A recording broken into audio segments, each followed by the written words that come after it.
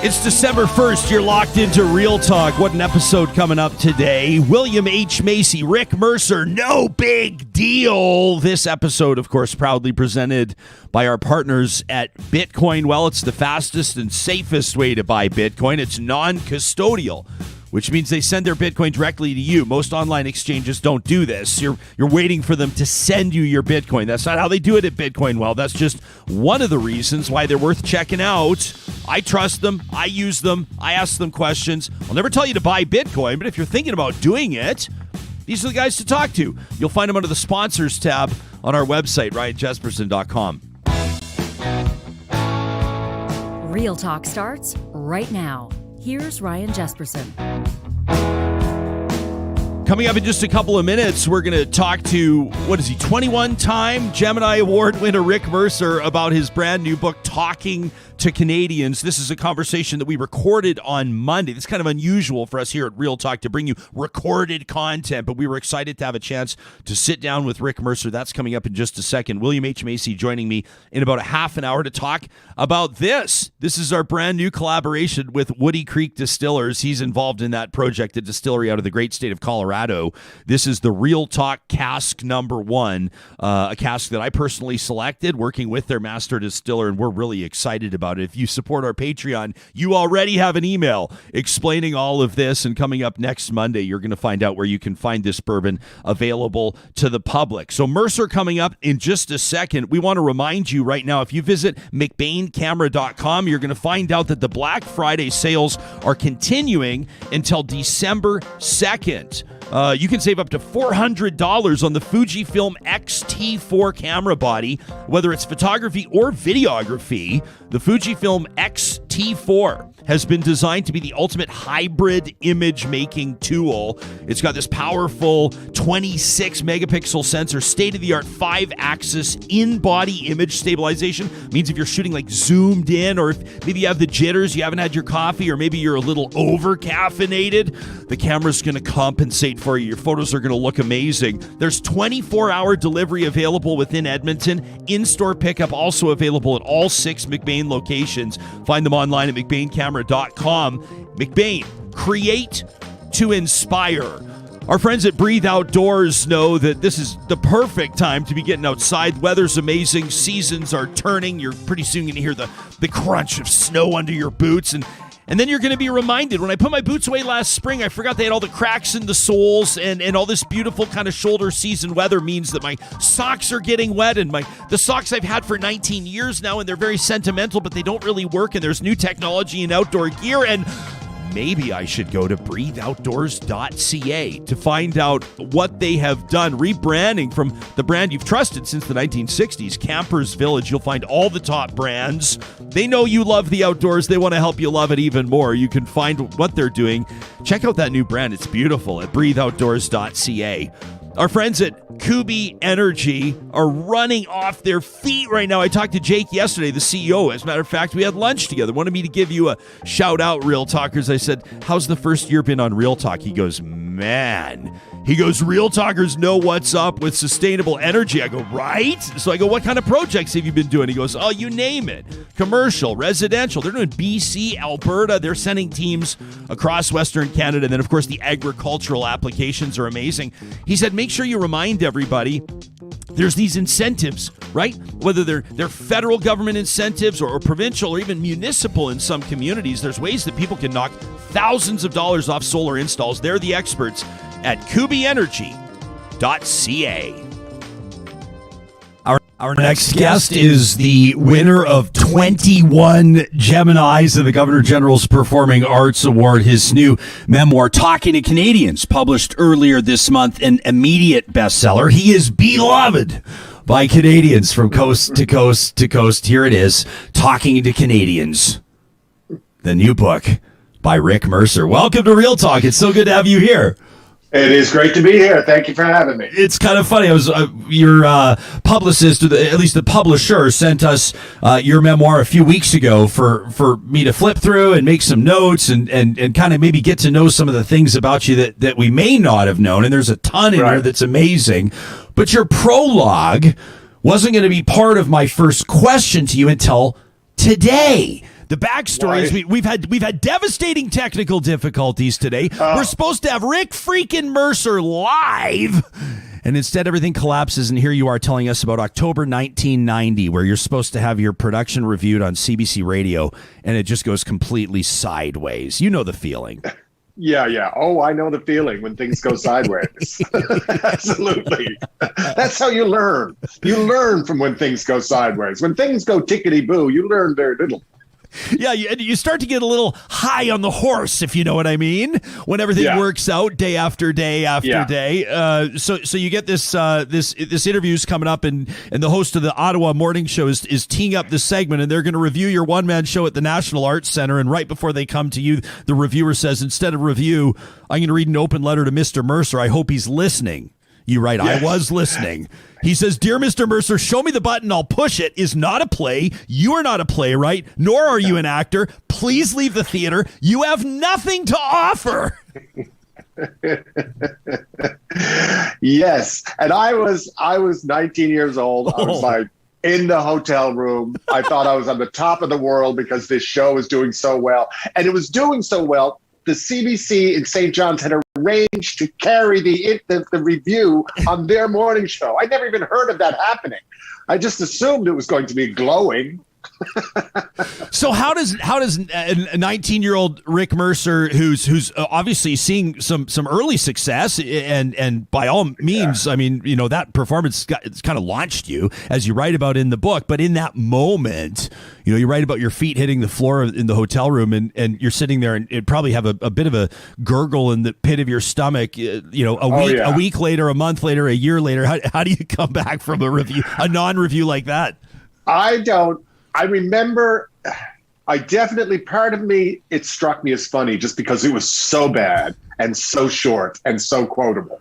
And I've always been good with that. I've always been good with taking those kinds of punches. But I probably improved as time went on. But obviously, as a 19-year-old, it was probably a bit of a blow. Although I don't really remember being that devastated. I remember just kind of responding like, wow, you know, what the hell does he know? What do critics know? Blah, blah, blah. And I was pretty cocky. I don't think it really damaged me that much. And the reason why I include it, it's not to settle scores, is I just think it's a funny review. And it does speak to the realities of show business sometimes. I think it's amazing that you included it, and it's kind of, in a way, it's like when you have a chance to go back to that high school teacher 25 years later, the one that said you're not going to amount to anything if you keep clowning around in the back of the room. Yeah. It's that sort of a thing. I guess the Matt Damon on the window, how do you like them apples kind of move, maybe a little bit, but with proper Canadian humility.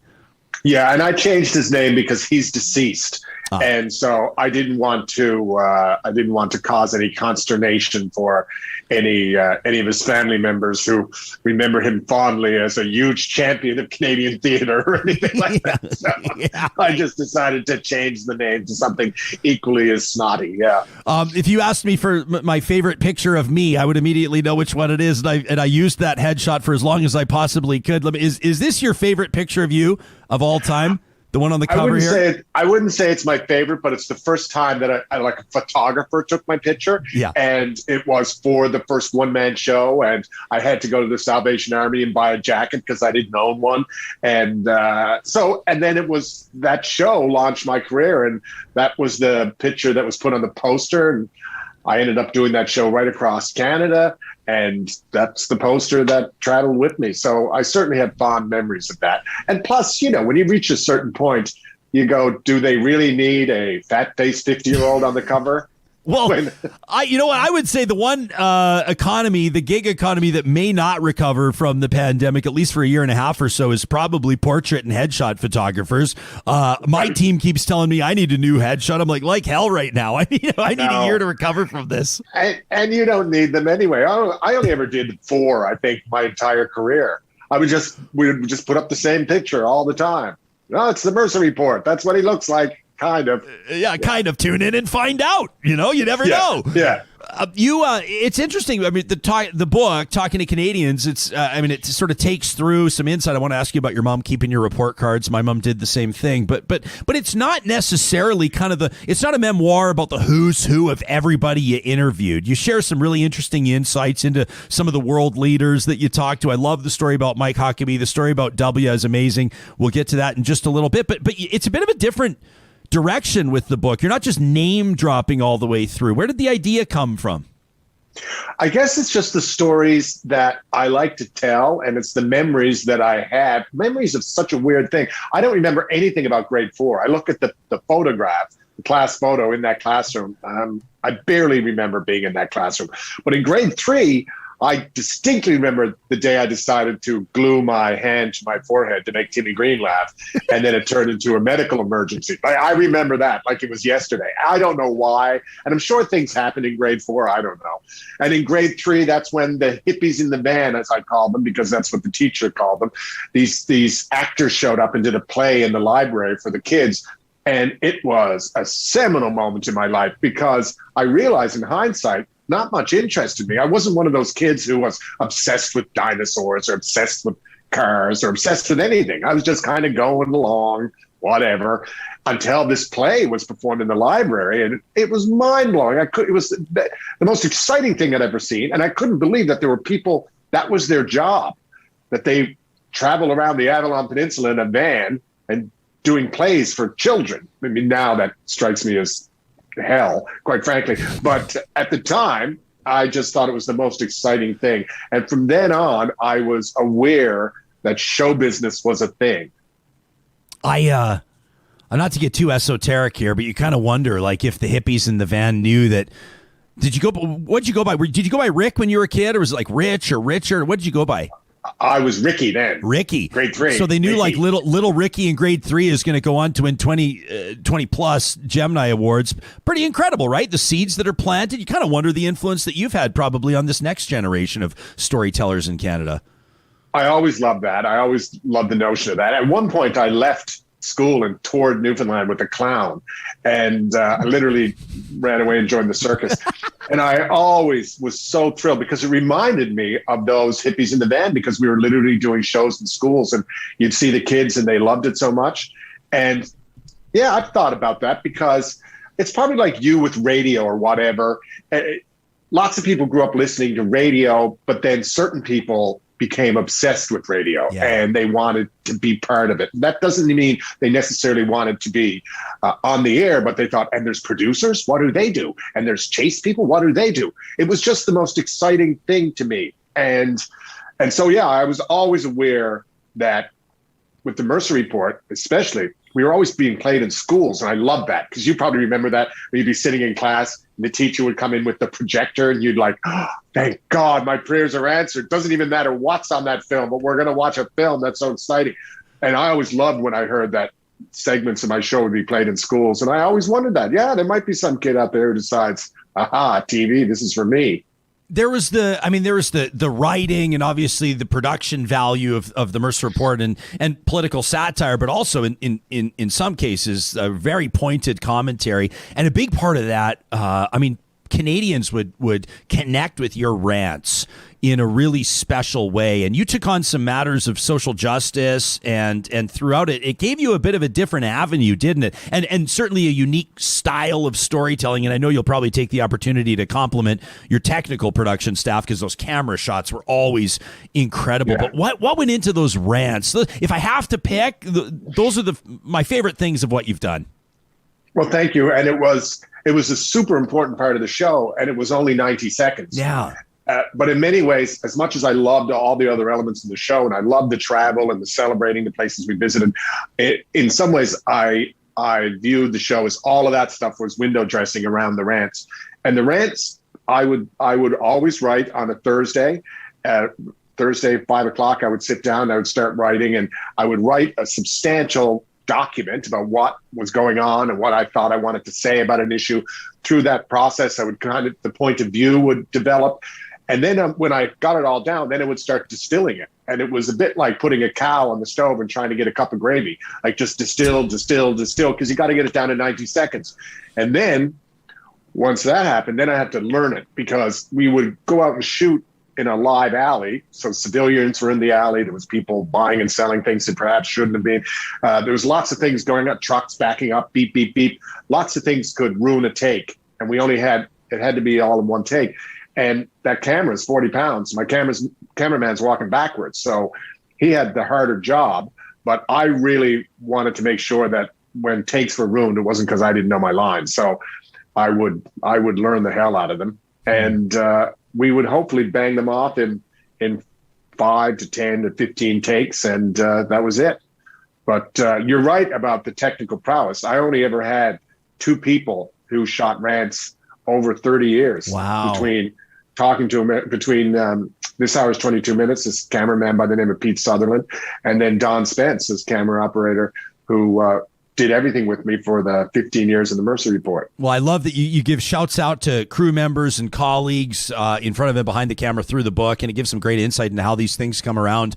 I love you share some teachers' comments from one of your grade 11 report cards. Your mom kept this like big folder. My parents did the same. They gave me, I'm not trying to compare us, Rick, but I will say we do have a few things in common, like, quote, capable of better work, more effort needed, insufficient work done, capable of effort, insufficient work. You know, I mean, but you know what? Some kids are going to love to hear that. I mean, grade 11 students right now that are getting, C pluses or, B minuses or what have you, and they keep hearing about all this potential they have. I think sometimes that's a bit of a tool in the toolkit. It's just people are wired differently. People learn differently, right? Yeah, and I was such a bad student, and I really regret it. I really do, and there's no excuse. I didn't have a learning disability. I didn't have trouble at home. Wasn't like there was no place I could do homework. I just didn't do it. And I really regret that, because when you're a poor student, there's constant anxiety because you don't have your homework done. You don't know what the assignments are. It's just constantly. But then once I discovered theater, I know it sounds hokey, then I became the hardest working guy in the room. Then I would work 5 hours a night, no sweat, let alone if I'd just done the 20, 30, 40 minutes of homework, I would have been fine probably. I just never did. So hopefully if there are those kids out there in grade 11 that are struggling like that, they know that, A, you can actually get back on the track, because I actually believed I couldn't. I felt I'm so far behind. It doesn't matter. Not a man on earth could dig their way out of this hole. It's not really that big a hole. Just go to work out of it. And certainly I was lucky because I made a career, but had I not, I would have been in serious trouble because I literally wouldn't have been qualified to do anything. I don't know what would have happened. Oh, I love that you write about, to have a successful career. You say you've got to have talent, you've got to have discipline, you've got to be fearless. And then sometimes you got to get lucky. And for sure. Right? Because everybody knows that one friend of theirs that's absolutely hilarious, but unless you can put all the tools together and get a little bit of luck, the right person hears you or sees you, maybe it's all for naught. The drummer of Motley Crue, people like that. Don't tell me that luck wasn't part of it, because there's lots of great drummers and there's lots of great guitarists. And if you want to go into the arts, or you want to go into the theater or film or any of that business, if you want to play guitar for a living, you got to ask yourself if there's anything else you could possibly do. And if there is, do that, and then play guitar on the side. Have the great bar band, get involved in amateur theater, because it's a really tough road. And I would be lying to say, well, if you work hard and you have the talent, you can do it. No, you need luck, and you can't count on luck. You can't take luck to the bank. If you become a teacher, you don't need luck to get a job. You'll get one eventually. But for radio, for TV, film, any of that business, it's a bit of a gamble. Let's face it.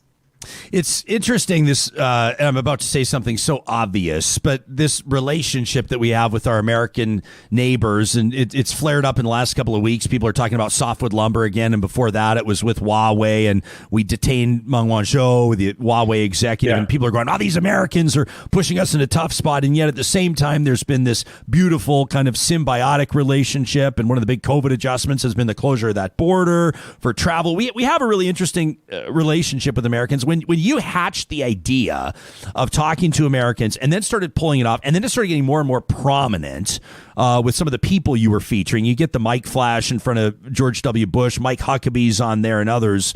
When did you know that you had lightning in a bottle with regards to the dynamic of that relationship? right out of the gate, and it was a fluke. There was never any process of thinking about it, developing it. I was in the United States doing something else in Washington. I was going to do a rant. We were going to do some sort of sketch. I can't really remember what it was. It's completely insignificant. And this guy started talking to me and just saying weird things about Canada to me, like, what are you doing way up here? And I just wasn't in the mood. And I said, they just assumed we were a news crew. And I said, I'm following the president of Canada. He said, oh, yeah, I heard he was in town. And then I gave him some story about there being a summit, and he bought that, but then he brought up alphabetical order. And I said, I'm sorry, what's that?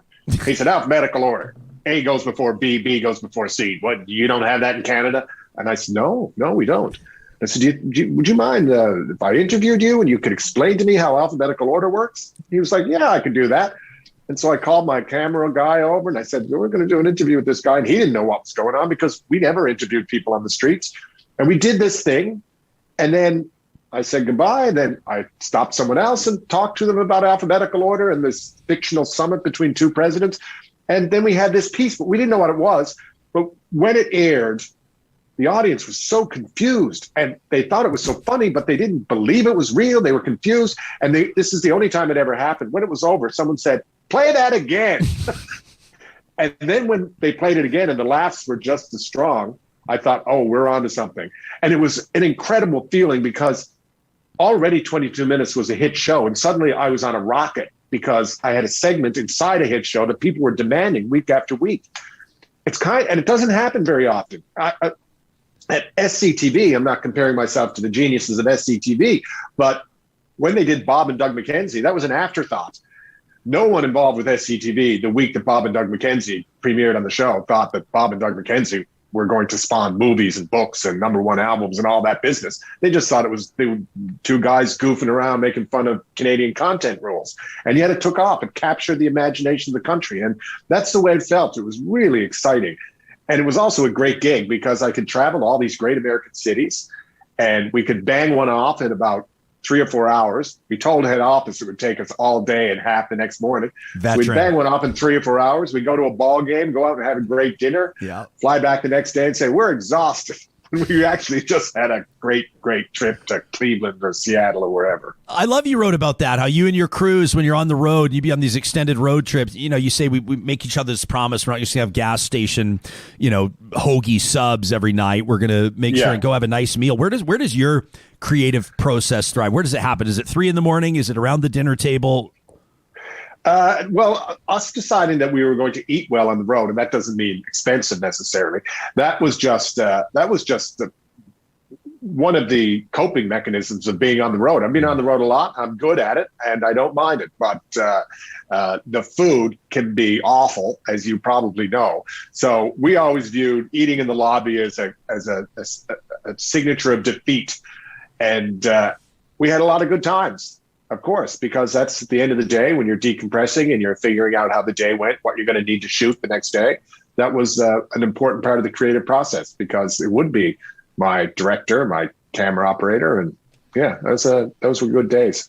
I don't know how you write a lot about, not a lot, but I mean, you write about Stockwell Day in your book and Stockwell Day almost, respectfully seems like a bit of an afterthought from a Western Canadian perspective when it comes to current conversations about conservatism, right? Some of the old great conservatives, are revered or their names are invoked. Ralph Klein, people talk, obviously Stephen Harper gets a lot of attention, but there's Stockwell Day's time is kind of glossed over in your assessment of the jet ski incident is incredible. I was almost crying. I was crying when I was reading it. Well, that's why it's there because it's funny.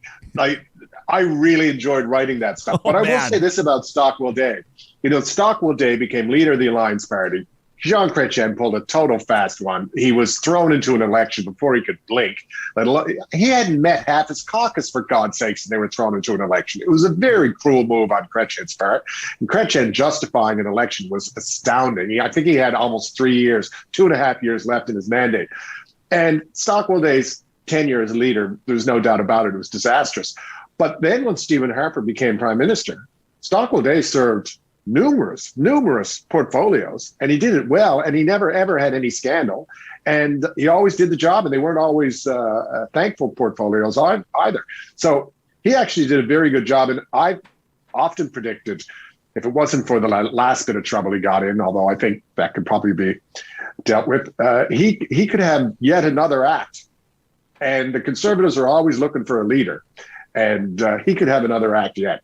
Yeah, that's my take. Are you? I would imagine that you're still paying pretty keen attention to political developments, et cetera. I'm talking about whether or not elections were necessary. That was kind of the Conservative cry foul during this last one with the Prime Minister who gets a second and I thought that was entirely legitimate. I thought it was. I thought it was entirely egregious, quite frankly, that there was an election called in the middle of the pandemic, especially with 2 years left, and nothing really pressing. There was no real reason. There's no real reason for that election to be called. It was ridiculous. What's your take on Aaron O'Toole? Do you think he has what it takes? Do you see a prime ministerial potential in him? I've always liked Aaron O'Toole. I think the Conservative Party has... I don't want to make it sound like all is lost. Remember, it wasn't that long ago that the Liberals were in third place, and they just had ricocheted from terrible leaders from the point of view of whether or not they were successful or not. So anything can happen, but the Conservatives, they have that reckoning. It's that the social conservatives are very powerful, and I don't blame them. There's nothing wrong. If you're a social conservative, what else are you going to do? But it's tough to get elected in this country and form a government if the social conservatives have that much influence over your party. And this is the problem the conservatives have to deal with. You have to court the social conservatives to get the job as leader, and then you got to run an election, and then you start to disavow them, and they go bonkers. You're right. Stephen Harper handled it masterfully, but I've never seen anyone come close to it since. Yeah, I mean, and a unique leadership style from Harper, to be sure, that worked. I think probably ad hoc in a way, right? Coming up with sort of that premise that the party's got to be united, and with that uniting, I mean, Alberta's seeing it happen right now with the provincial government, right? Same sort of a story, right? Where it's like the fringe is the one that oftentimes makes the most noise and causes the biggest problems for the leader. And I'll say something about Liberals, like Liberal members of Parliament are all under the delusion that they might be put in the cabinet. So they all like suck up to head office. But Conservatives, a lot of these Conservatives, especially the older guys, they know even if they form a government, they're never going into cabinet. They know that, so they don't really care what the leader has to say. They'll support the leader, but they're not going to kowtow to them. Not in the same way that the MPs really just take the lead from the PMO's office. And I mean, Harper had incredible discipline, but it took him a long time to get the party to come around to the point that if we just all get on the same page, we could actually form a government. And then he did. So he had a lot of discipline for a long time, but it's very hard. I mean, look at Aaron O'Toole. There was a freedom caucus was announced to look at both sides of the vaccine issue. I mean, you need that kind of headache when you're the leader of a party. Can you imagine? Oh, man. Must be a nightmare. Well, I remember it was like months before the election. And I think, obviously generating some press and also wanting to get ahead of the climate change conversation. Aaron O'Toole says that Conservatives will have a viable climate policy. And here's kind of the bones of the structure of what it will look like. And the cannibalism that happened in the first day was just fascinating to watch. I mean, it's almost like there's not really necessarily a desire to win so much as to stick to certain principles, Well, but see, the party acted like that until Stephen Harper convinced them that they could actually win. And then things calmed down. But all the parties have their local color, let's call them. Those people in the party, that's just they exist to cause troubles for the leader, it seems like. But the Conservative these days, they have a few more than the Liberals have to deal with. We've been lucky enough to have some extended length conversations with a couple of your colleagues, I suppose you'd call them. Lyndon McIntyre, of course, had like an incredible career on the Fifth Estate. Peter Mansbridge, whose career has been unbelievable, obviously former host of the National. And I've picked both of their brains on the current state of the CBC. With regard, answering it in whatever angle you want or taking whatever tone you want. Lyndon talked a lot about longer form journalism and how he prioritizes that and doesn't see as much of an investment there. Obviously, Mansbridge with some interesting comments on the current format of the National, how it's quite a bit different than it was when he was anchoring. Your time at the CBC when you started versus where it's at now, what's your assessment of the direction it's going, and do you think it's sticking to what it should be doing best? I could talk about this all day, and it's something I never, ever talked about for a long time, because I just felt that my opinion on public broadcasting was nothing that anyone was remotely interested in. And they would say, well, of course he supports public broadcasting. He's on the bloody thing. Now that I'm no longer on the bloody thing, and I never worked for the CBC, by the way, ever. Not a day in my life. I only ever sold them TV shows. Right. But the CBC had such a profound impact on my life. But the part of the CBC that had the profound impact was regional broadcasting. They once upon a time, the CBC produced things in Newfoundland that was just for the Newfoundland audience. And they weren't slick, but they featured Newfoundland musicians and Newfoundland talk shows. And it was not only reflecting the country back to the province, but the province back to the province. And that just slowly disappeared over the years. That plant in St. John's now couldn't produce a musical variety show if they wanted to. And the same goes for Alberta or British Columbia. And I found that very unfortunate. And I think in many ways, it's easy to criticize the CBC because TV is changing so drastically. No one knows what it's going to look like in 5 minutes versus 5 years from now. And so they're constantly trying to play catch up. I will say that there's a show on CBC Gym, and it just aired on the network, called Sort of, which on paper, when I heard about it, I thought, my God, I'll never watch that. But it's an incredible piece of programming. It's very funny. It's very heartfelt. I think it's going to be adored all over the world. I don't really care about that part. I just like CBC to make shows for Canada. But I think there's certainly bright spots. There's certainly things you can look at and point to as successful. But I would like to see a return to more regional programming. More local. Yeah. I mean, that's kind of the whole point, right? Like you laid out, and people talk about them. Like, I don't like using the word justification. I'd prefer probably mandate, but a key part of that is ensuring that relevant information and vetted, information that has integrity from a journalistic standpoint is making its way to communities across Canada that otherwise would have zero coverage. And I look bigger picture. Sure. I mean, it's interesting. I feel like I could talk to you about news coverage because in a way, I mean, you're not just a comedian. You're not just a satirist. Like, obviously you've got those chops too. And it's just really concerning. For example, I would like to see something. I would like to see some substantial programming that was, and I don't know what it is. It doesn't have to be a dreary documentary, but I would like to get to know the community of Fort McMurray. And I know the community of Fort McMurray, but I would like the rest of the country to get to know the community of Fort McMurray.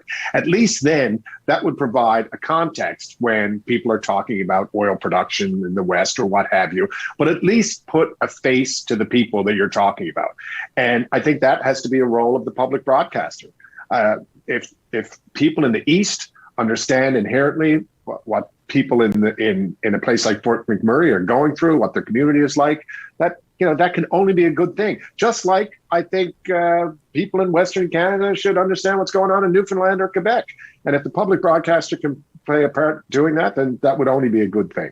Yeah, well said. You've got this event coming up Tuesday, December 7th. Imagine on Air presenting Rick Mercer in conversation with Jan Arden. People can check out wordfest.com for more details on that. Do you know her personally? Do you guys have a good relationship? Oh, yeah. Jan saved my ass a lot of times on the Mercer Report, and she became a regular.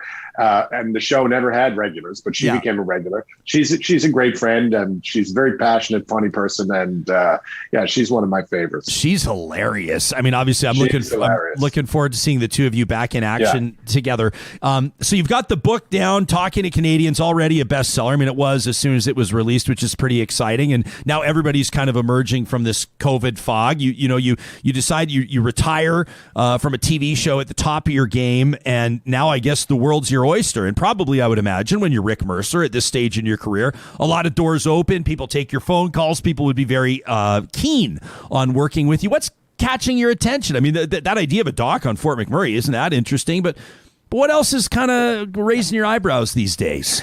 Well, I just had the idea about the doc on Fort McMurray, so give me a chance to make a phone call. I don't know, actually. I really enjoyed writing this, and I needed a project, and so this was there. And the next thing is I'm going out on the road with Just for Laughs and doing a comedy tour across the country and doing stand-up, and that's something I really enjoyed and something that I developed pretty late in life. I always stood on stage and hosted things and told a few jokes, but I never did full stand-up sets. And so I really enjoyed the last tour. And so April, May, I'll be heading out across the country with Just for Laughs, and I'm looking forward to that. Something special. I mean, I'm not saying like I know, but there's something special about being in person on stage. Yeah, what that's like with regards to an audience, a live audience. Sure. And even all the years I was in TV, there was always a studio audience. Mm-hmm. And so you'd always appear live in front of them. And then also everything you shot that week would get played back. And that was an important relationship. Yeah, I don't like going too long without that. Well, congratulations on the book, Rick Mercer, Talking to Canadians. It reads in your voice, which is really cool. You know, as a reader, and I think that like not everybody's able to capture that, but you've got such a distinct and beautiful style, and it was a great read, cover to cover. It's been a pleasure having you here on Real Talk, Rick. Thanks for doing it, and all the best. Thank you, Rick Mercer. There you have it on Real Talk. Our thanks to Rick for that. Wanted to remind you that these interviews are made possible because we have an amazing roster of sponsors that invest in Real Talk. And we ask you to invest in their businesses when it comes time to make big decisions like what you're going to be driving next, what vehicle your family's going to hit the highway in. At Sherwood and St. Albert Dodge, they've always got new inventory showing up. That's not always been the story for car dealerships over the past year and a half for a lot of reasons. Kind of a perfect storm. Well, these Grand Cherokee L's have touched down, the third row of seating. That Grand Cherokee everybody's getting excited about. And then, of course, the Grand Wagoneer. There's been great anticipation around this. It's going head-to-head against the Escalades and the Navigators and the X5s. You owe it to yourself to check out those Grand Wagoneers at St. Albert and Sherwood Dodge. Our friends at Local Waste, I know, are getting excited about this coming Friday, another edition of Trash Talk. It's presented proudly by Local Waste. They love giving you a chance to get things off your chest. I mean, they're in the business of handling things, right? They've been keeping it local for a quarter century. Construction, commercial, and residential waste and recycling collection, whether it's a one-off, you're doing a new roofing job, maybe new exterior siding, you need something to do with all this garbage that happens around the construction site, or maybe it's a restaurant. You're looking for a permanent bin that you don't have to think about. Localwaste.ca is your source for that. Our friends at Friesen Brothers, 16 locations across the province of Alberta. Heads up, everybody. It is December 1st today, which means it's 15% off at Friesen Brothers from 9 a.m. to 9 p.m. as long as you spend a minimum of $75. This is when our family goes grocery shopping the first of the month. Plus, Friesen Brothers Fresh Market stores will be hosting a Christmas feast this month every Saturday from 4 to 8 p.m. Get this, $25 a person, all you can eat turkey and ham, the dinner buffet. I take those types of opportunities seriously. I take it as my mission to try to put businesses out of business when they give you when they dangle the all-you-can-eat incentive. Oh, let's see about that. Maybe it's a loss leader. Maybe that's how they see it. You're not going to find better food than you will at Friesen Brothers. Trust me, a team of Red Seal chefs quarterbacking what they're doing there. Absolutely fantastic stuff. Well, we're excited to have celebrated actor, Academy Award nominee, Screen Actors Guild winner. Obviously, you know, do I really need to tee up William H. Macy? Everybody's got their favorite William H. Macy film. We're super excited to be partnering with him and his team at Woody Creek Distillers for the Real Talk Cask No. 1 bourbon. It's just out. Our Patreon supporters already know where they can find it. There's pre-sale access there. Check your emails. For the rest of you, if you subscribe to our Real Talk Sunday message, that's our weekly email that goes out, lets you know about some of the highlights from the week before and some of the highlights coming up the next week. You can subscribe for free at the bottom of the page at ryanjesperson.com. You'll have details coming up this Sunday evening on where you can find our Woody Creek Distillers bourbon, Real Talk Cask No. 1 limited release. There's just over 200 bottles available, and so we're expecting that to sell out quickly. William H. Macy, in just a few moments. Every Wednesday, courtesy of our friends at Tourism Jasper, we have a chance to get out to the mountains, to breathe that fresh air, or at least remember what it's like when we're lucky enough to be out experiencing MyJasper Memories. And in this week's edition of MyJasper Memories, I want to remind you that this holiday season, there are all sorts of ways to inject cheer into your time off. You know that Santa and Mrs. Claus have their very own cabin at the Fairmont Jasper Park Lodge. Their famous sleigh and reindeer are going to be parked at the JPL while they enjoy their stay in the historic Courtview cabin, eagerly awaiting visitors. Your opportunity to get an amazing family photo, plus a personalized letter from Santa. If you drop off your letter in the Fairmont's main lodge from December 19th through the 24th, that's a magical week to be out there. Santa himself will deliver a reply to your guest room the next day via reindeer airmail. Are you kidding me? I'm not kidding you.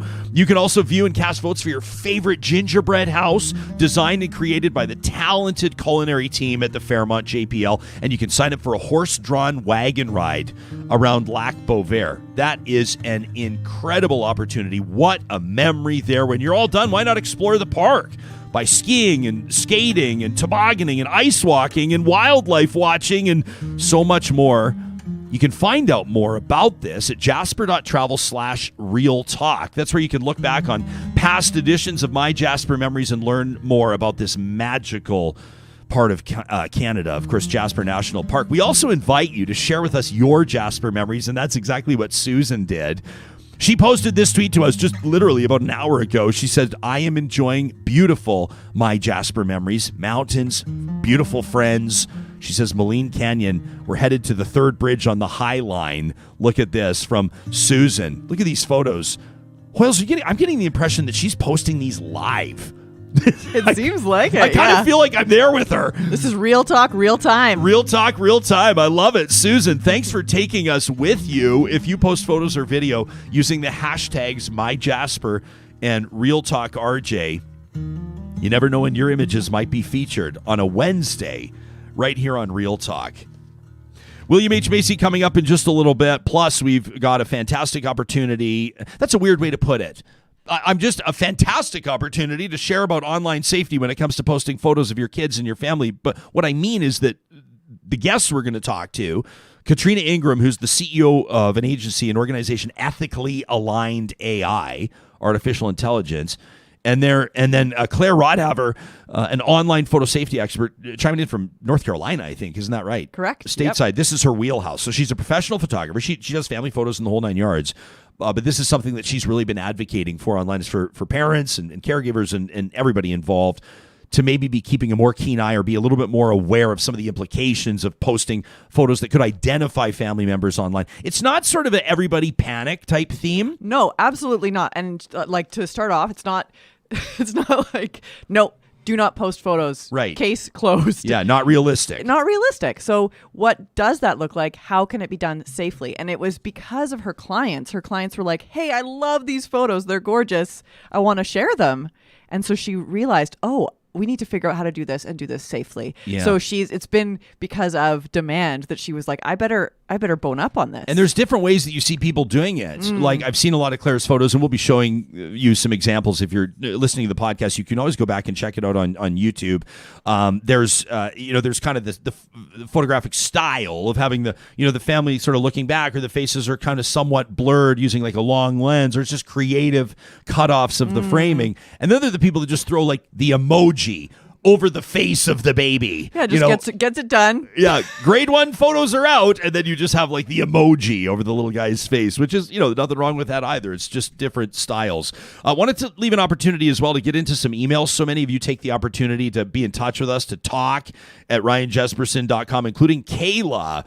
This is kind of an interesting tee-up, I think, for our conversation with William H. Macy. I mean, he's just wrapped the final season of Shameless, right? The 11th season of that celebrated 11 series. Seasons? 11 seasons. It was a huge one for him personally. The character Frank Gallagher, and who's a father in a Chicago family, someone of a dysfunctional family, dealing with his alcoholism. And we've been talking about alcoholism and even more so the use of the word alcoholic on the show. And Kayla reached out, and I liked this. I wanted to get to it. She says, I'm catching up on old episodes, and over the past couple of days, what you've said about, you know what I'm going to do? I've never done this before. This sucks. I just read right at the end. She says, please don't use my name. And I've read her name, and I'm not going to. Yeah! I can't do it on the fly. I can't do it. I'm just going to respect it. As you should. I'm going to respect it. I wish that was just, I should have this is a note. highlighted and This is a circled. note, though. Just Make sure to- asterisks and if you don't want me to use your real name, maybe don't use your real name in the email. But put it at the very top. I mean, yes, we do our due diligence. Gosh darn it. No, that's not. This one's on me. I'm going to own it. This one's on me. That's such a shame. That's my fault. This is a first for us. But you know what? It's a really it's sensitive subject matter. Yeah. Should have been Karen. Karen wrote in with this email. Now everyone's just going to be waiting for 72 hours from now when I read an email from Karen about use of the word alcoholic. Sarah, you've been keeping an eye on some of the other stories. What a weird segment that just was. Everyone's going, well, what does she have to say about it? Only on Real Talk. It's man. only on Real Talk. It's just so personal. I got to respect that. And hey, Kayla, thanks for being in touch with the show. And hey, mad respect. Your email resonated with me. Keeping an eye on what's been going on in like basically some interesting developments involving Rihanna today. Except the story's way bigger than Rihanna. We say news, politics, and pop culture here on Real Talk. So what's going on here? This is a pretty remarkable and a cool little story, but big implications. Absolutely. News, politics, and pop culture. This story features all of those things. So news is Barbados is the newest republic in the world. They are no longer, the Queen is no longer the tippy top. Yeah, you put this on our radar yesterday. Prince Charles was there. Yes. To speak, which was pretty interesting as Barbados officially removes Queen Elizabeth II as its head of state, as you said, the world's newest republic. So yesterday, Dame Sandra Mason sworn in as president. And the Prince of Wales, Prince Charles, and Rihanna, global superstar, attended the event, which coincided with the country's 55th anniversary of independence and one of the world's biggest entertainers. I mean, with regards to audience, album sales, tour revenues, I mean, Rihanna is the bomb. And this is what they had to say about their national hero just a short time ago. On behalf of a grateful nation, but an even prouder people, we therefore present to you the designee for National Hero of Barbados, Ambassador Robin Rihanna Fenty. May you continue to shine like a diamond and bring honor to your nation by your words, by your actions, and to do credit wherever you shall go. God bless you, my dear.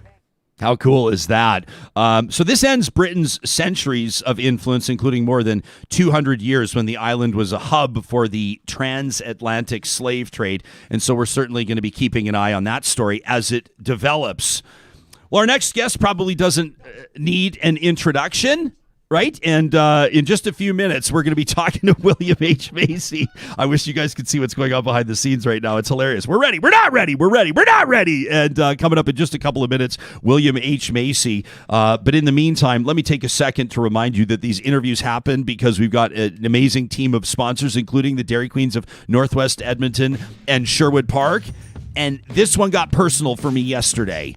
So I'm so proud of our little guy, Wyatt, who put on a brave face yesterday.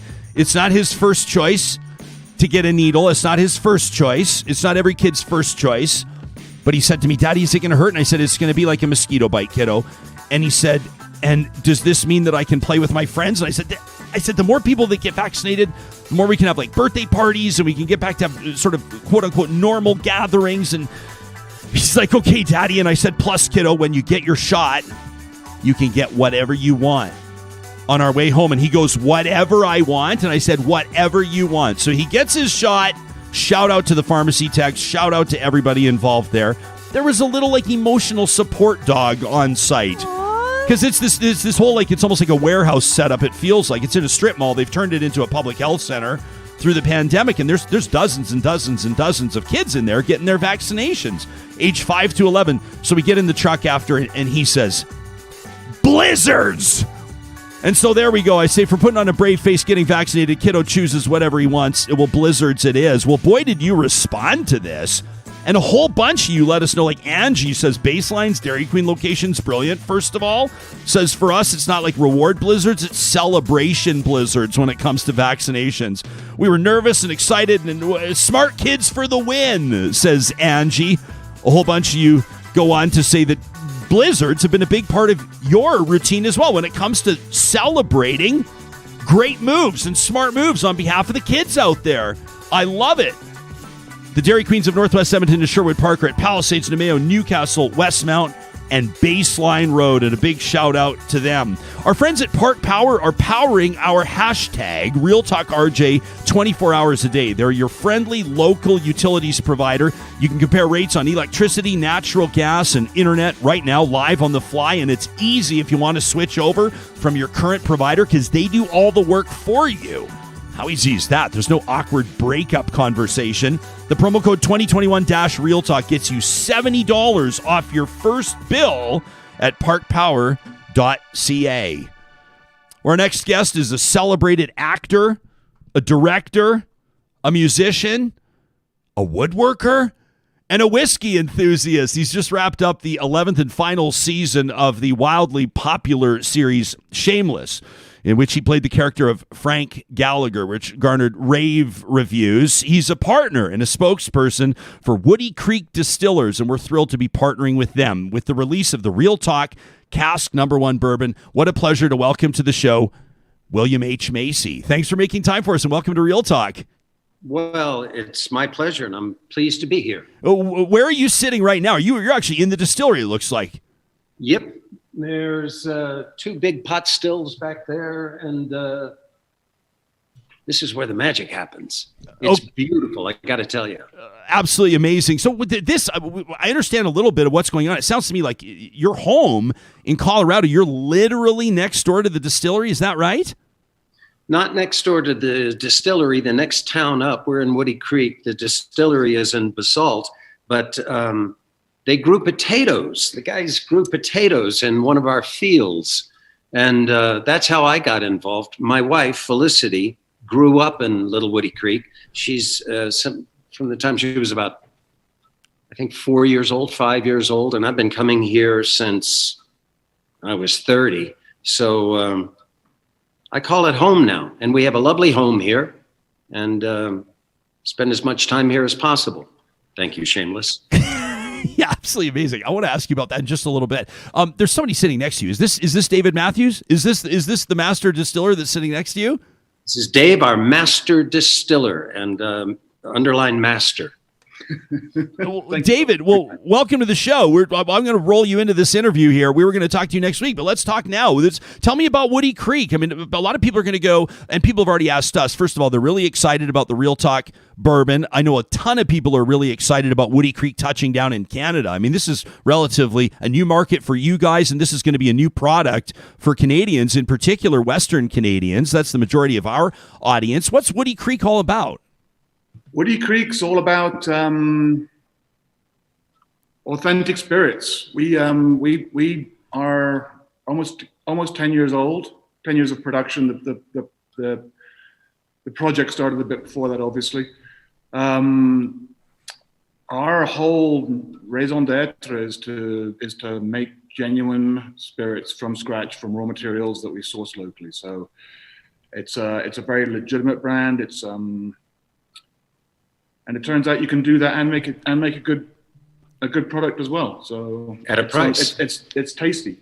So we are super excited to launch in Canada, in Alberta primarily. I'm personally excited because my sister Gwyneth lives in Calgary, so it's gonna give me an excuse to go see her, I guess, at some point.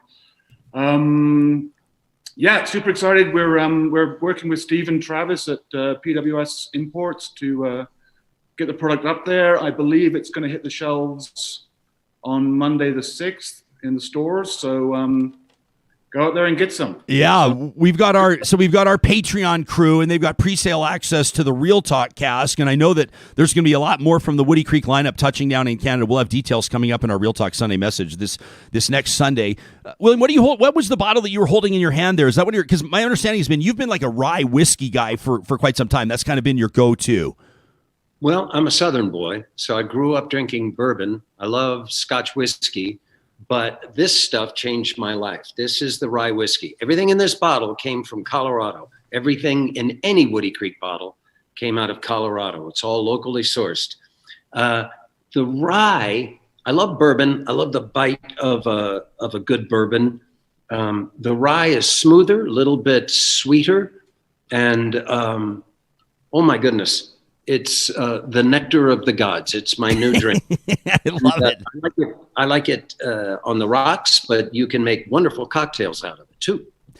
We were tweeting out yesterday a couple of glamour shots of our bottle, the Woody Creek Distillers bottle, and one of you in particular. You know, you've got this great coat on, you're sipping on a bourbon, and Bill, one of our audience members, chimes in and he says, you know, he never looked this good drinking on Shameless. Congratulations on a wrap of what was an absolutely incredible series. Did you ever dream that was going to go 11 seasons and garner the reviews that it did and the Emmy implications? And I mean, the huge reach that Shameless had. How are you processing it now 11 years later? I had a feeling it was going to be successful. I'm pretty good at reading scripts, and it was great. It was based on a British series of the same title. I saw the first season of that. The second season on, you needed subtitles. They shot it up north in Great Britain somewhere, and I couldn't understand a word they were saying, but I knew it was good. John Wells was the guy he wrote the pilot, and he was the showrunner and the grand poobah of the whole thing, and he's a genius. And they got this crackerjack cast, and I had a feeling we'd be there for a while, but 11 years, that's a bases loaded grand slam, man. Unbelievable. And I mean, I love you pushed out, people that follow you on social media will have read it already, but you released kind of a love letter, you called it, to your fans, but you didn't call them that. You said, I love you. And you said a lot of people use the word fans, and you said, I've always preferred audience. And I thought that was an interesting insight. What's the difference with regards to the way that you perceive who you do your work for? Who's taking in this work? Audience is a more serious sounding word. Certainly fans, you think of them going, oh, it's the guy from that show. What's his name? Audience seems to me to denote that they watched it and they loved it and they got what we were trying to do. And perhaps audience carries the weight of an aficionado. Amazing. So Dave, you've got a pretty high profile partner here, a pretty high profile spokesperson here. What's it like when, do you call him Bill? What's it like when Bill walks into the distillery? Is he just another one of the guys? You still call the shots around there? Or is he coming up with all of his own ideas on what maybe the distillery could do next? I asked them to bow, but they won't. Oh, is that right? Bill is genuinely a great guy. I enjoy it whenever he's around. He's fun to hang out with. I don't know a lot about what A-list celebrities are supposed to be like, but if they're all like him, then I'd love to meet more, because he's fun to hang around with. He's perfectly normal. He'll go grab me a drink if I need one. He's a great guy. Love it. Dave, people can check out woodycreekdistillers.com for more on what you're doing at the distillery and the different options that people are going to have as you enter the Canadian market, including your vodka, which a lot of people are talking about. But I want to specifically ask you about this Real Talk Cask No. 1 bourbon. It's this 100% Olaf corn, which my understanding is, and when you sent me 4 samples and we chose the cask, this one to me was ahead by a mile. It was heads and shoulders in my mind. It's a beautiful, somewhat sweet bourbon. But can you tell our audience what they can expect if they get their hands on a bottle of this? Absolutely. So I believe that was a 7-year-old. It's pronounced Olathe. Olathe. Okay. It's a local corn that's grown about 15, 20 miles away in a straight line. But to get to it, because you guys are in the mountains too, but to get to it, it's actually like a 3-hour drive. So I was sourcing that corn. I haven't actually made any for a while. I was sourcing that corn from Olathe, so I'd go over there and pick it up and drive it back here and mash it.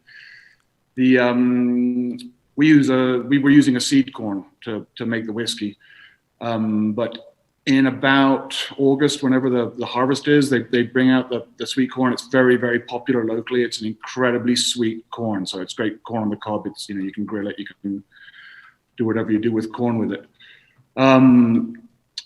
I was a little disappointed with the whiskey it made for the first couple of years. It took longer than I expected for that whiskey for that bourbon to develop in the barrel and for all those sweet notes and the complexity in it to become apparent. But it happened eventually, and I've only got about 20 barrels of it, and they're going fast. You're not the only one who has selected one of those lately. I'm glad that you got one, and if you guys up north like it enough, we better get another one lined up for pretty soon. Yeah, well, I like it is a bit of an understatement. We're trying to decide what we're going to do with our bottles. I kind of want to just keep them all for myself, but we're thinking that maybe there are a few people that might deserve. I have that habit too. Yeah, it's like I don't want to give it up. It's oh no, it's last key, so I'm going to just put that in my cupboard and keep it forever. Yeah. Hey, Bill, can you tell us about this Woody Creeks?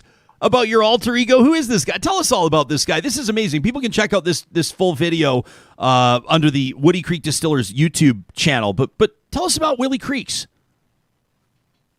He was a big rocker back in the 60s and 70s. He was in almost every single band, a hair band at a point. He was a folk guy. And then there was a very, I was going to say famous, but infamous Rolling Stone interview that went horribly awry. No one can find it. Rolling Stone won't talk about it, but he disappeared for 25 years. And he recently reappeared in the Aspen area. And he looks exactly like me, if you catch my drift. He looks remarkably like me. I met him in at the Woody Creek Tavern one time, and we drank too much and had a swell time, but he's pretty insulting and obstreperous. You can't work with him, but he's been writing these new songs, which he's allowed me to sing. And that's my story, and I'm sticking to it. So, well, it's very cool. Can we expect to see or hear more from Woody Creeks? Is this like an ongoing project for real? Oh yeah, yeah, oh yeah. Willie's got a new song. It's called "Age Like a Badass."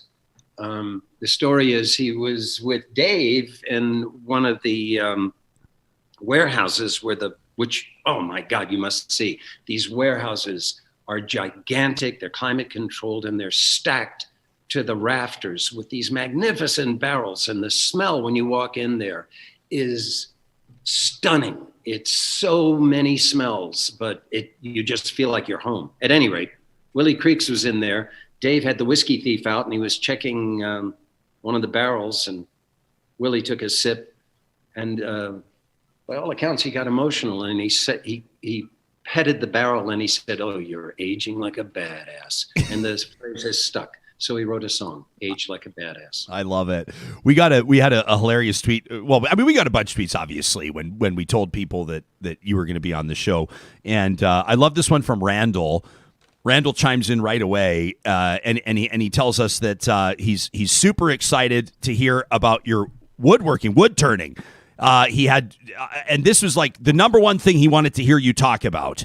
So Randall tweets at me yesterday, and he says, "For God's sake, please ask William H. Macy about wood turning. When I found out he's a lathe turner, I was giddy as a schoolgirl," says Randall. Just the coolest hobby that I also share with the coolest guy. When it comes to wood turning, has this been something that over the course of many years you've developed this skill? Is this your spare time kind of thing? I was doing Fargo, the Coen brothers movie Fargo. We've heard of it, yeah. A lot of time off, and we were shooting in Minneapolis, Minnesota. I went to a woodworking store, and there was a little mini lathe, and I bought it. And there was a thing on the bulletin board said, "Take wood turning lessons." So I went to this guy's house, went down to the basement. He taught me how to turn. They had a big warehouse for the shoot, and we shot some scenes in there, and that's where they stored stuff. And I asked someone, I'm pretty sure I asked, and I set up my lathe in the corner of this thing, and I started turning. And Joel and Ethan at one point said, "What is that over there?" But I gave them a bowl, and so I was invited to stay. I've been turning ever since. He's not wrong. It's a magical thing to do. You can start with a big hunk of tree, and 6 hours later, you've got a beautiful salad bowl. Yeah, I mean, just incredible stuff. I mean, and I think people love to learn this about, you hear about a guy that's been in all these big movies and all these big productions, and then people are most curious to know, like, what are your hobbies and how do you express yourself, like, off stage or off camera with these creative pursuits? And obviously there's a parallel story here too with the distillery. Gives people some insight into your interests and what makes you tick. Was that part of the appeal of I mean, being willing? It's one thing to be a silent partner. It's another thing to step up and say, I'll be a spokesperson for a brand. Well, I love to drink. Me too. That's why these guys are fun to be with. They test the products on a regular basis to make sure everything is good. And so when you're with them, it's sort of a hazy weekend, but boy, do we have fun. And I'm sort of enamored of the whole process. I mean, these big pot stills back here, the first time Homo sapiens made it was in the year 700.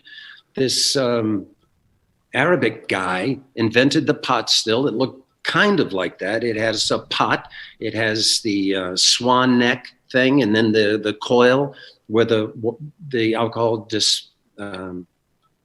condenses. And people were hardly writing in the year 700, so there are only accounts of this guy. So it predates that. I love that human beings were making whiskey, distilled spirits, that long ago. And what's amazing about this is that these stills, which are German stills, Carl stills, correct? They are state of the art and they're gorgeous. They're all copper and stainless steel, and they're almost 2 stories high. They're not that much different than the original pot still. The process is the same. This alcohol is a gorgeous combination of the highest tech possible and a process which is 1,000 years old. And I just find it so incredibly romantic. And it's fun to watch Dave work. I mean, that bourbon, that barrel of bourbon that you got, that's sort of a famous story. He was disappointed with it, and it was big news the day he came in. They're still talking about it, and he said, hey, it's changed. It's finding itself. And they were so excited about it. It's one of the nicest bourbons we've got now. But there's a little desk over here. And when you're in the distillery, you'll see Dave with a little beaker. He drinks it out of a beaker. I think he thinks it makes it look more scientific. And Right, yeah. It's research. That's less obvious. Yes. And you see him drinking. There's a spit bucket there, but I've noticed there's not much in it. Anyway, he's testing this stuff constantly. It's I love that sort of the romantic idea of it, and like the latest technology, and then that whole ethos around the history of it, and you know, in its most pure sense. Dave, we got this great question from Rose, who's watching us live right now on YouTube. She says, when I see pictures of the landscape, she's checking out your website around Woody Creek, this Colorado landscape. Rose says, I think about, you know, all of those illegal distilleries in the old days, you know, prohibition and the like. She wonders, did you convert an abandoned distillery to the current one, or what's the story of the facility or the location or the history in the context of the bootleggers and everything else? In the context, well, I just, for the record, want to state that I have never made any alcohol in an illegal setting. Okay, that's I once, maybe. have. Yeah, anyway. It's fairly common. If you are going to go down that route, please do it safely. People get hurt doing that sometimes. There is a history of bootlegging in Colorado, mostly from about the 1880s, over by Colorado Springs. I forget the name of the family, and I probably wouldn't mention it if I did remember it, but they were pretty well known for producing a pretty good whiskey, I understand. The history of Woody Creek is a little bit tied, oddly enough, to potato growing. The valley we're in, the Roaring Fork Valley, historically grew a lot of potatoes. Teddy Roosevelt specifically asked for Roaring Fork Valley potatoes for his inauguration dinner. At one point, Colorado exported more potatoes than Idaho. Yeah. Really? 100 years ago, but still. Though? Yeah. Yeah. So part of our history was is we grow potatoes for the vodka. So the potato vodka, if you can get your hands on a bottle, it's award-winning. It's great vodka. has a little bit of flavor. It's not entirely neutral. It's unfiltered. Delicious. So that was kind of our starting point. We started with the vodka. We were making whiskey at the same time. 2 gold medals. First time out of the chute. 2 gold medals. Best vodka. I told you it was great to hang out with, didn't I? Best vodka and best spirit in San Francisco. That's like winning all the Academy Awards. With a vodka, hello. What do you mean? So I don't want to read too much into the comment, but I would love to chat about vodka for a second. Because vodka's kind of like, and Dave, I know you won't take offense to this, but Bill, maybe I'll ask you first. Like, people sort of, you'll see people see a bottle of like $130 vodka and they'll go, eh. Like, how much different is it than like $25 bottle, or $30 bottle? People don't sort of give vodka its due when it comes to achieving that excellence. What is it that you've noticed about the Woody Creek vodka that you like so much? I'm afraid I agree with most of the people. I mean, vodka is vodka. It comes out of the still as vodka. The difference between that and Woody Creek, which is 100% potato vodka, is that, as Dave says, it has a taste. So I like it on the rocks with a squeeze of lime. We have a home in California, so we have a key lime tree and a Meyer lemon tree. And the key lime in particular, take a key lime, put both halves in this vodka. It's great on the rocks. Vodka usually tastes like what you mix it with. Yeah. Yeah, absolutely. I have this conversation a lot. If you're making a Bloody Mary, it's not going to make any difference what vodka you put in it. If you're drinking a martini or something, or neat vodka, then you will notice a difference if you try our vodka and compare it to whatever you normally use. There's a purity too, which I didn't know about.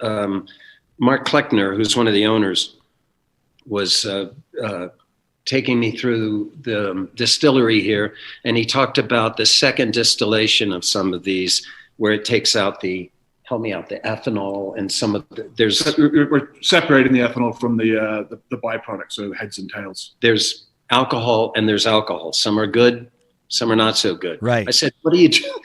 What do you do with the not so good alcohol that you pull out of it? And he handed me a bottle. It was hand sanitizer. Oh, well, that's cool though. Good to know. So when you buy a cheap vodka, you're drinking a bit of hand sanitizer, which is not to be indelicate, but you can drink a lot of Woody Creek and go to work the next day. You drink cheap stuff. Oh, I've heard that it can prove to be problematic. So I cracked a bottle of our this Woody Creek bourbon that we've partnered with you on, this team, and I'm really excited about it. I drink mine neat. I'm looking forward to trying it in an old fashioned, but Bill, I was listening to a podcast that you recently did, and I was wondering, I think people might be interested to know what you drink at home. Can you tell us about this? Is it's the Macy or the family household cocktail Life Without Fear with a twist? What goes into this? I think that was a picture of the smile. Yeah, that's a photo that we from the Woody Creek website. But your Life Without Fear with a twist. This is what you have at home. What was that all about? It's rye whiskey, a dollop of maple syrup. Ooh. I'm a big fan of maple syrup now. Club soda, ice, and more lemon than you would probably think to put in. I like to I put almost the entire lemon in, and it's called a Life Without Fear with a twist. You had our whole audience at maple syrup. I love maple syrup. It comes from the mighty maple tree. Yeah, got to be good for you. It's kind of a bit of a thing up here. You guys may be aware. We're very proud of our maple syrup, and our neighbors in Eastern Canada do an amazing job with it. Gentlemen, it's really cool, obviously, to have you on the show, and it's equally as cool for us to be partnering with you on this. It's pretty exciting for me to be holding the bottle in my hands after months and months of going back and forth between the teams. There you go. Look at that. Woody Creek Distillers They've worked with us and the amazing team. Shout out to Stephen and Travis with PWS Imports as well, bringing Woody Creek into Canada. You can learn more about this if you're a Patreon supporter of ours, or, of course, if you subscribe to our Real Talk Sunday message. You can do that at the bottom of the page at ryanjesperson.com. You can also go directly to woodycreekdistillers.com to learn more about what they're doing, this award-winning, gold medal-winning distillery out of the beautiful state of Colorado. What a pleasure to connect with David Matthews, master distiller, and of course, legendary actor, director, and whiskey enthusiast William H. Macy. To the both of you, thanks for making time for us today. Thank you. It's a pleasure meeting you. Very cool stuff. Real Talkers, let us know what you think about our bourbon. It's a cask number one, which means it's our first time working with Woody Creek and PWS Imports for that matter. And you're going to be learning more about that in the weeks to come. It'll be publicly available coming up on Monday. And if you want to know where you can buy it, subscribe to our email, our Real Talk Sunday message at the bottom of the page at ryanjesperson.com. Coming up in just a second, what do you need to keep in mind when it comes to online safety, posting family photos? Is it something that's crossed your mind? Is it something that you're aware of? If you go, of course, obviously, well, then you're probably going to maybe be a little bit familiar with at least one of our guests. Claire Rodahaver is an online photo safety expert out of North Carolina. It's her business, making sure that families know what they need to know here. Katrina Ingram also joining us, the CEO of Ethically Aligned AI. That's coming up in just a second. I want to remind you that the work never stops. Season to season to season with the team at Eden Landscaping. They're still building outdoor structures for people that are keen on barbecuing or getting that smoker going outside in the middle of a February snowstorm. Why not get your pergola or your gazebo built now? Mike and his team can bring your outdoor space to life 12 months a year. They're also starting to get going on the design phase of a lot of the projects that they're going to break ground on in the spring. If you'd like your yard, your outdoor space, wherever it is, to be ready to rock next summer, now's the perfect time to go to landscapeedmonton.ca. Reach out to Mike and his team for a quote. You can peruse their portfolio, check out the services they offer, including trenching, whatever you need, retaining walls, different types of decorative brick. I mean, they do everything. It's earned the return business and referrals of their clients for more than 20 years. We're also very proud to partner with Canada's online university. You know by now it's Athabasca University with their world-class accredited online programs and courses. They offer you the flexibility to learn at your own pace on a schedule that suits your lifestyle. A while ago, when we were talking about bilingualism in business, we searched on the fly using the search tool at athabascau.ca French courses. And I shouldn't have been surprised, but I was super impressed at how many courses they offer, from the one-offs all the way through to total accreditation.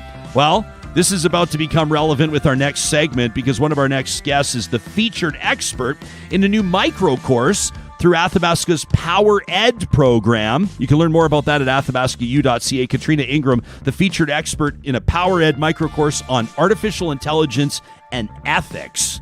How cool is that?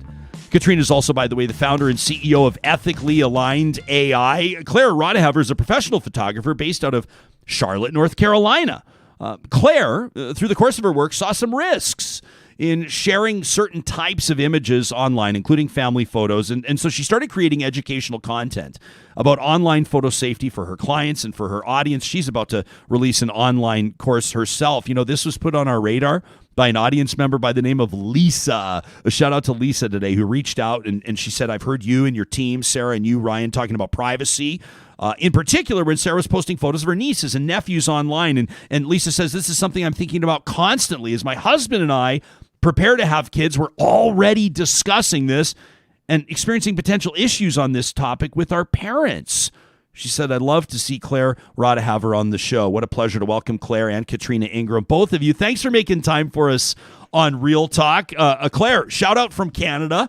You're joining us from North Carolina this morning. How did this all come about for you? So you're a professional photographer. You're working with families. Obviously, social media platforms are growing and growing and growing in prominence. Everything's going online, and you're starting to see some red flags. Yeah, so I started as a family photographer. And when I started my business, I'm a very practical by the books person. So I started researching, okay, how can I properly post pictures and safely post pictures of my clients and their children online? And in doing that research, I just started seeing that a lot of the things that I could do as a business owner parents didn't know that they could potentially also be putting their kids at risk. And so I started talking about it, and people really needed the information, and they kind of just took off from there. Katrina, how has this wound up on your radar? I mean, is this, I suppose there's probably a personal element to this, that everybody's got to be aware in their own personal life of the implications of posting photos and other personal content, but this is also your profession, right? The ethics of artificial intelligence. Absolutely, Ryan. So I got into this area in a little bit of a roundabout way. I actually wound up going back to school to do a master's degree and wound up getting really interested in this area of AI and ethics, and really wanted to understand what was going on. And in the course of looking at AI, I came to realize just how much data is needed to train these AI systems and what that really means in terms of privacy.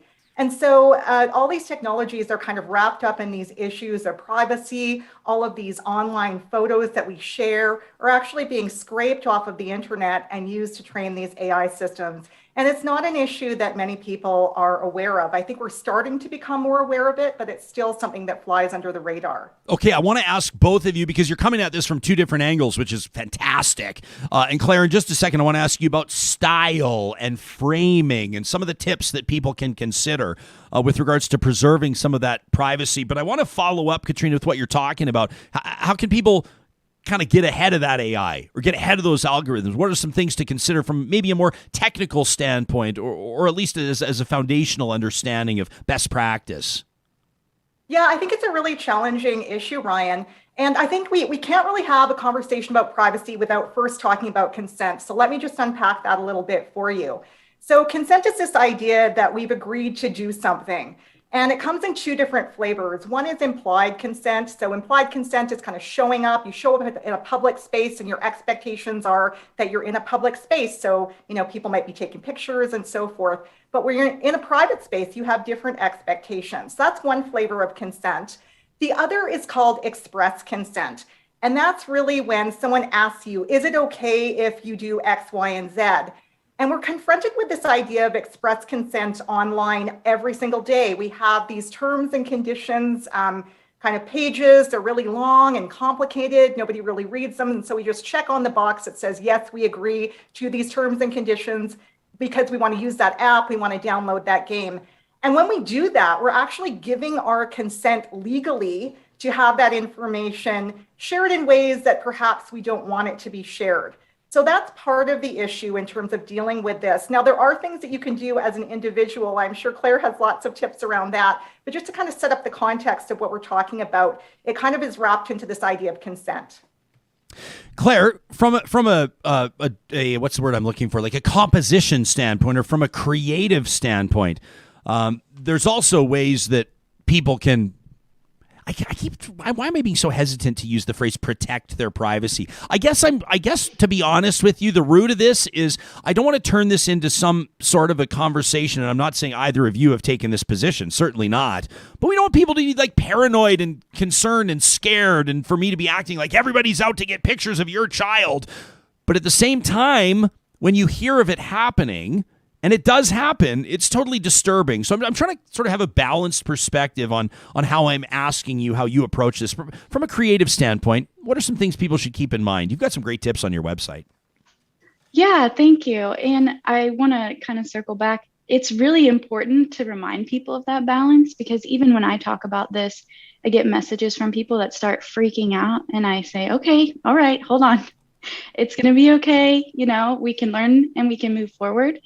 So it's really important to keep that balanced approach. It's not about fear mongering. It's just about awareness is vigilance.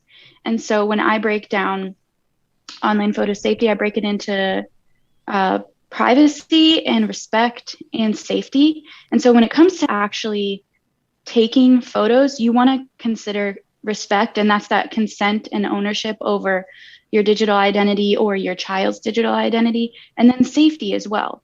And so how you take certain pictures, in my research, I found that having a lot of people in the image makes it harder for predators to Photoshop an image. It makes it like the distance from the camera makes it harder. And also just think about your surroundings, think about landmarks, think about street signs. You can reverse image search the front of a house and they can find out where you live. I always encourage people to focus on details, focus on shoes, focus on the back of their head with their cute little hairstyle or holding their hand, and just let kids be kids. Because a lot of times we want to say, sit down and smile. And that can sometimes be some of the most dangerous images, because they can easily find your child depending on what's in the background. But just let kids be kids and photograph those non-perfect moments, and it tends to be a little bit safer. We've got some interesting examples pulled from, what do we say, famous people, notable people online. Danielle Fishel is an example, the actor. She posted this photo. Here's an example of something from her Instagram that's, I think, exactly what you're talking about, Claire. Just a really beautiful shot, her and her little one walking hand in hand. It's shot from behind. There's no identifying features. You can't tell. There's no house number. There's no front of the home. It's the type of photo I think you're talking about. And then there's this approach from actor Kristen Bell. We'll describe it for the benefit of people listening in on the podcast. Two little cuties with emojis, the sunglass smile plastered right over their face. That's another way to do it. I guess maybe a little more aesthetic, a little less aesthetically pleasing. Yeah. And I think it depends on your values. And that's one thing I talk about. Everyone has their own comfortability. And a lot of people aren't comfortable with putting an emoji on their kid's face. To them, it feels disrespectful or rude, or like they're trying to hide their kid. Some people prefer the more creative approach because it feels more appealing. And it really just depends on what you want. If an emoji is the easiest for you, go for it. If you want to be a little more creative, go for it. Yeah, and Katrina, I think that this is an interesting one too, because Claire's teed this up nice. I mean, we talk about consent. You also have to think long term, right, about that when that child turns adult or teenage or whatever the case may be, maybe age is irrelevant. There's a digital footprint. There's a digital identity that's being created, that's online. Photos, it's different when parents take a photo of a 2-year-old in the bathtub in 1981 and it goes into the family photo book that stays on the shelf in the living room versus a photo of that 2-year-old posted on Facebook that can be shared and captured and grabbed and edited and altered. And again, I'm not trying to sound paranoid, but again, it does happen. I mean, the digital era demands a different approach, doesn't it, Katrina? Absolutely. And Ryan, I totally agree with you. It's not about sounding alarmist or paranoid, but it is about being aware of these issues. And just to give you one example, there's a lot of these AI systems that are now being used in the context of job hiring and recruitment. And so it's scanning kind of the digital universe, as you're saying, for potentially these pictures from way back when and other information. And sometimes that information can be used against you. It can be used to screen you out of an opportunity. And so I do think it's really important to think about the bigger context as we're sharing these images online. What does that mean for your child down the road? How will they feel about this? Will it impact some of the opportunities that they're afforded later in life? Those are really things that should be considered. Claire, have you had clients that you work with, clients that hire you to shoot their family photos or people? I mean, I know you do speaking engagements. You're going to have this online course people are talking about. Have you had people come to you and say that they've gone back and essentially combed through all their past content and maybe taken a lot of stuff down? I would imagine some people are scrolling through their Instagram. Some people probably, as they're walking their dog listening to this podcast, are going to be scrolling through their Instagram going, this one should probably come down. This one should probably come down. Do you hear that anecdotally? Yes, absolutely. And I kind of give some tips for where to start because it can feel overwhelming. Yeah. If you've shared a lot, you almost don't want to start because you don't know where to start. So I get a lot of parents just trying to figure out how to even start combing through everything. And thankfully, social media platforms have made it easier for you to actually go in and take down all of your images for your personal keeping. Back a few years ago, that wasn't as easy as it is now. And so kind of taking those first steps of just taking the overtly kind of not okay images and then slowly figuring out what you're comfortable with and moving forward. I've been reading a little bit, Katrina, I'm going to be 100% honest about this. Probably like many of the people that are going to sign up for your micro course through Power Ed at Athabasca. I don't know a ton. I actually don't. Okay, I don't know anything about biometric data. I don't even know what it is, but it sounds to me like it's important. What do we need to know about biometric data and how does it fit into this conversation? Yeah, so biometric data is like a super sensitive type of data. And it fits into this conversation because facial recognition, which is probably a term that you've heard of, Ryan, and your viewers have heard of, is part of biometric data. So our face, it can be our fingerprints, it can be things like our DNA. So it's kind of a wide-ranging set of data. And it's really important because we're increasingly using biometric data to access things and to be convenient. So for example, many phones allow you to unlock your phone with your fingerprint or through facial recognition. And unlike your password, it's kind of hard to change your face. It's kind of hard to change your biometric data. And so there's this interesting tension going on where those in the privacy community have realized that passwords are not infallible, and there's a lot of problems with that, and they're kind of looking at biometric data as a way of identifying uniquely you. But it also has this challenge because you really, if that data gets into the wrong hands, then you're really compromised. And so facial recognition and photos play into that category of biometric data. Once it's out there, right? I mean, like, just not to be the pessimist in some circumstances, but some photos that have been shared. I mean, Claire, you look like you've got something to say about this. Well, it kind of. I guess there's really no way to know if it's ever fully gone. Yeah. 100%. Yeah. I know a lot of people. Everybody's got that one photo, me included.